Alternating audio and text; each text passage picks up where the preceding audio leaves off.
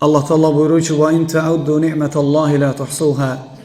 Əgər Allahın nemətlərini saymaq istəsəz, saymağa qalxsaz, sayıb bitirə bilməzsiniz.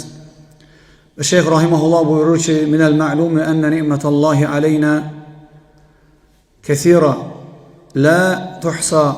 Bir məlumdur ki, Allahın bizim üzərimizdə olan nemətləri çoxdur, sayılmayacaq qədərdir. Necə Allah özü deyir: "Və in ta'uddu ni'metallahi la tuhsuha." Saya bilməzsiniz. Saymaq istəsəz, saya bilməzsiniz. Sonra şeyx buyurur ki, rahiməhullah, nemətlərdən danışır. Buyurur ki, "Və adribu məsələn." Deyir, mən misal çəkə bilərəm, dirsin üçün. "Bin nəfəs. Əlləzi yətəkərrəru fid dəqiqətil vahidəti ilə 60 marra." O nemətlərdən biri insanın nəfəs almasıdır.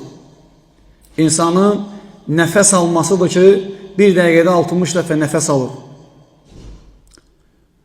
Hədən nəfəs ləv hubisə ləhələkəl insan. Buyurur ki, rahiməhullah, bu nəfəs ki var, əgər o tutub saxlanılsa, insanın nəfəs aldığı orqanlar məhdudlaşdırılsa, saxlanılsa, insan ləhələk, həlak olar, insan ölər. Həqiqətən də vallahi qardaşlar, elə insanlar var ki, onlar əllərində hansısa alətlərlə, cihazlarla, qaz balonu və s. belə şeylərlə gəzir. Yəqin ki, bunu görürük. Bir çoxumuz görmüşük. Görməyənlər də yolu düşsə görə bilərlər xəstəxanalarda və s. İnsan yaşlı adamdır. Hətta görürsən, təsəvvür elə, subhanallah, məscidə namaz qılmaq üçün o qaz balonu ilə gəlir. Ağzında aparat, bir əlində qaz balonu, yeriyə gəlir, məscidə ki, orada namaz qılsın.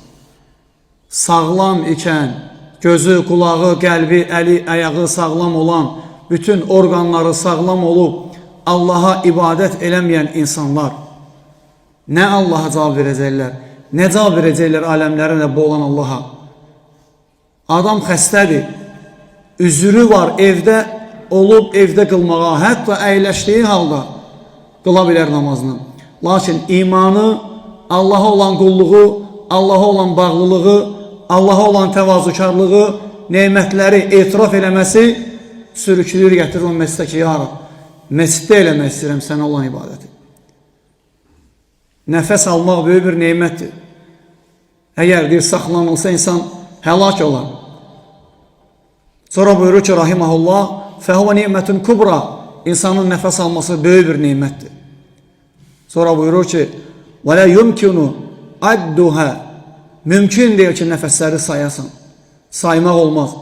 Bir dəqiqədə 60 dəfədirsə Allah bilir. Nə qədər nəfəs alır insan. İnsan həyatı ona bağlıdır. Hissi olaraq həyatı nəfəsinə bağlıdır. Lakin Allahın əlindədir. Allah Teala dur desə, duracaq və heç vaxt nəfəs ala bilməyəcəksən.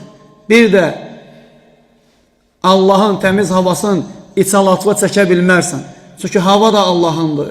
Sən də Allahınsan. Gözün də, qulağın da, qəlbin də Allahındır. Allah Teala bütün sistemə, orqanlarına kun, ol, deyər Allah Teala saxlayar. Vallahi bir də nəfəs ala bilməzsən.